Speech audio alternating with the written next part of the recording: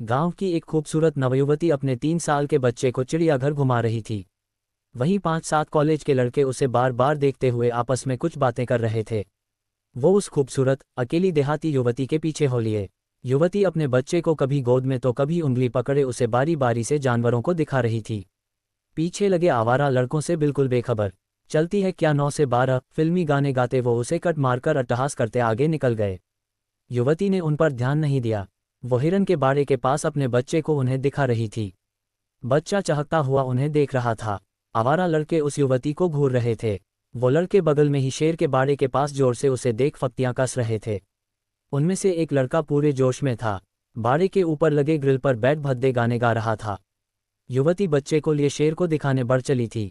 युवती को देख ऐसा प्रतीत हो रहा था कि उसे उन लड़कों से तनिक भी भय नहीं या वो उन्हें अनदेखा अनसुना कर रही है। युवक अति उत्साहित हो उठा। सभी ठहाके लगा रहे थे। युवती बाड़े के पास पहुंच चुकी थी। तभी बाड़े के ऊपर चढ़ा लड़का लड़खड़ाते हुए बाड़े के अंदर गिर पड़ा। लोगों के होश फाख्ता हो गए। बाड़े से दूर बैठा शेर उठ चुका था। उसने गुर्राते हुए कदम धीरे धीरे लड़के की तरफ बढ़ा दिया। उसके दोस्त असहाय होकर खड़े थे और सिर्फ चिल्ला रहे थे।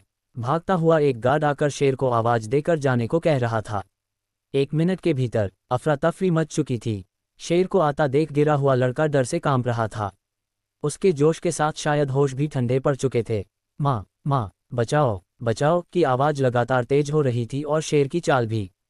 तभी उस देहाती युवती ने अपने बदन से 5.5 मीटर लंबी साड़ी उतार बाड़े में लटका दिया।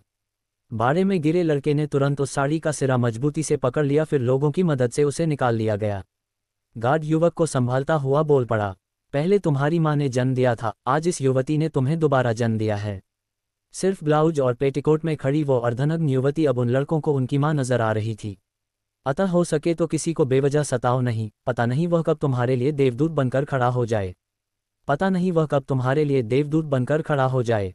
स्त्रियों को हमेशा सम्मान करो।